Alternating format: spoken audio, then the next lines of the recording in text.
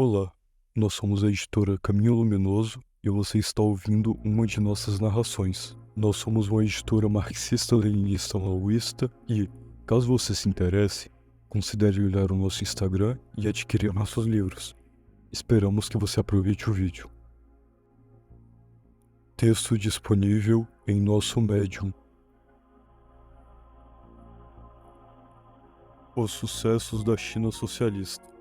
Traduzido por Soldado SD. Nota do editor. Caros camaradas, em vista da constante campanha anticomunista que a mídia imperialista fez e ainda faz sobre a China maoísta, é necessário os rebater com a verdade. Sendo assim, eu traduzi um texto sobre os sucessos da China socialista. Espero que gostem. Sentimos que tínhamos negligenciado a aplicação bem-sucedida do socialismo na China em comparação com quanto cobrimos as implementações na União Soviética e na Albânia. É por isso que faremos essa postagem. Tomaremos muito emprestado do nosso livro quase pronto. O Partido Comunista Chinês libertou a China do governo do Kuomintang em 1949, fundando a República Popular da China, RPC. A economia da China expandiu-se rapidamente na década de 1950 e garantiu educação, moradia, emprego, assistência médica e etc. A União Soviética trouxe ajuda econômica e técnica, permitindo que o primeiro plano quinquenal da China fosse um sucesso maravilhoso, pois a produção de aço foi quadruplicada, a produção de carvão dobrou, a produção industrial dobrou e muito mais. Além disso, o sistema da China era democrático para os trabalhadores e camponeses. O povo exercia ditadura sobre as classes inimigas, e os trabalhadores tinham voz no planejamento econômico, nas atualizações e muito mais. Como o partido e o Estado tinham de ouvir as massas, eles detinham o poder real, ao contrário do que acontecia com Kuomintang. Em Gestão Industrial na China, Ma Wanquei escreveu: o centralismo democrático é fundamental na administração, tanto de nosso Estado quanto de nossas empresas industriais estatais socialistas. O camarada Liu Shaoxi ressaltou: o sistema adotado na administração de nossas empresas é um sistema que combina um alto grau de centralização com um alto grau de democracia.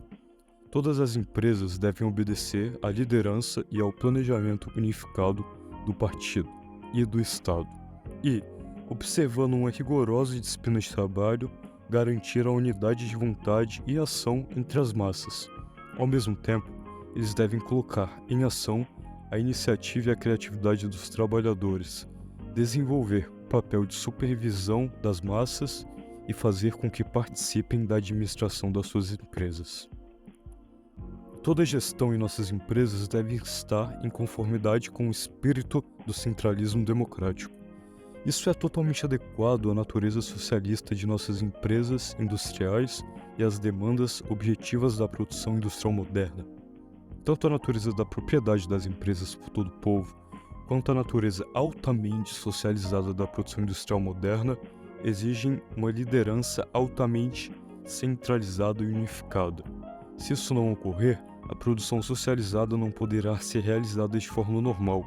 Nem os princípios, as políticas e os planos do Partido Comunista e do Estado poderão ser implementados completamente. No entanto, a liderança centralizada das empresas industriais e socialistas, nas quais os funcionários e trabalhadores também são mestres e têm o direito de participar da administração, é fundamentalmente diferente da ditadura arbitrária existente nas empresas capitalistas. Ela deve e pode ser combinada com uma ampla democracia. Nosso sistema de centralismo democrático é o centralismo baseado na democracia e na democracia sobre orientação centralizada. Em Red King Socialismo, os autores explicam: o fato de os quadros terem sido seguidos ou não à linha das massas poderia ser testado em movimentos de massa. Os movimentos de massa forneceram um fórum aberto no qual as massas puderam expressar suas opiniões e descontentamentos, criticando os membros do partido por qualquer irregularidade e abuso de poder. A participação em movimentos de massa aumentou a consciência dos trabalhadores e camponeses e gerou uma nova ideologia. As principais políticas inovadoras durante a transição socialista foram acompanhadas por movimentos de massas em que novas ideias foram propagadas e questões importantes foram debatidas. Essas políticas de fato promoveram os interesses das massas. Elas acabaram por adotá-las. No passado, os movimentos de massa proporcionaram ao governo a oportunidade de buscar a validação de suas políticas pelas massas. Políticas, assim, validadas tinham mais chances de sucesso. É verdade que muitos oponentes foram reprimidos durante o governo de Mao, mas esses oponentes eram reacionários e dissidentes que o povo ajudou a reprimir e atacar. Mao se opôs ao uso liberal de execuções contra oponentes e, com frequência, deixou as pessoas em liberdade depois de cumprirem penas de prisão. As massas apoiaram a repressão aos contra-revolucionários, e a liberdade de expressão floresceu desde que permanecesse no contexto do avanço do socialismo e da defesa do Estado existente, mesmo que isso significasse críticas ao Estado para ajudar a melhorá-lo. Mao, ao contrário do que diz a mídia burguesa, apoiou a liberdade de expressão na campanha das 100 Flores de 1956, que se baseou em sua frase: que 100 flores desabrochem e que 100 escolas de pensamento se confrontem. Ele queria o maior número possível de sugestões e críticas para ajudar a aperfeiçoar o sistema socialista. Isso fez com que os anticomunistas abusassem desse fato, espalhando desinformação e defendendo a derrubada da ditadura do proletariado.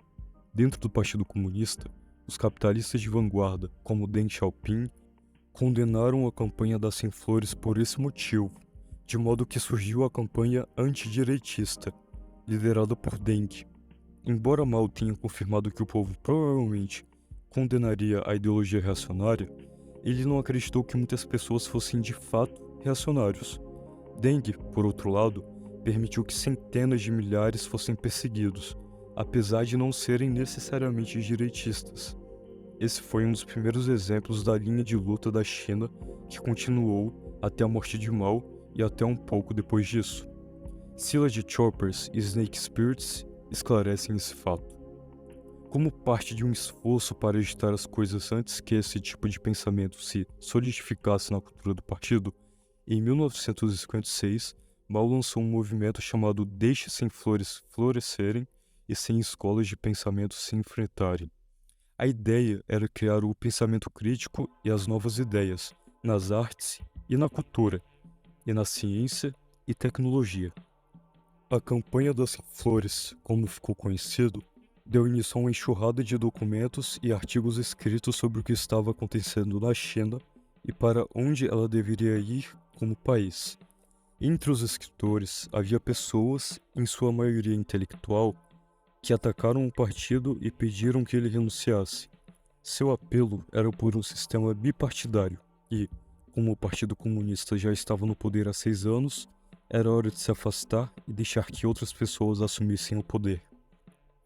No que se tornaria o método preferido de Mao para lidar com as pessoas que estavam atacando os princípios socialistas do partido, suas instruções eram para deixá-las dizer e fazer o que queriam para que as próprias pessoas pudessem entender o que elas queriam, experimentando em primeira mão seus interesses e motivações. Depois de cerca de 20 dias, aqueles que pediam um sistema bipartidário ficaram cada vez mais agudos em sua retórica, e as pessoas em geral estavam bastante irritadas. Assim, por meio do jornal do partido, o partido contra-atacou, expondo as diferentes questões envolvidas com o desenvolvimento socialista e a ditadura do proletariado. Isso seria articulado posteriormente em um encontro em Lushan, Montanha Lu, na província de Jiangxi, em 1959. Mas o ponto crucial era que duas linhas ideológicas que surgiram desde a libertação estavam se tornando mais evidentes. Simplificando, uma era socialista e outra capitalista. O partido foi dividido desde o topo, com Mao e Zhou Enlai de um lado e Liu Shaoqi e Deng Xiaoping do outro. Essencialmente, todos os movimentos complexos e acalorados que se seguiram, inclusive a campanha das 100 Flores até a Revolução Cultural, foram uma expressão dessa luta ideológica entre as principais lideranças do partido. A campanha das 100 Flores terminou com Liu e Deng criticando Mao por libertar a burguesia e permitir que ela atacasse o partido. E como ocorreu um ataque ao partido, o movimento antidireitista foi lançado em 1957 para buscar as pessoas que estavam por trás dele. Deng Xiaoping recebeu a responsabilidade de dirigi-lo. Em pouco tempo, no entanto, o movimento antidireitista se tornou feio. No seu início, Mao estimou que houvesse talvez 400 direitistas em Pequim e 4.000 em todo o país. No entanto, em 3 meses, sob a liderança de Deng, 300.000 pessoas foram alvos e acusadas em uma verdadeira caça às bruxas.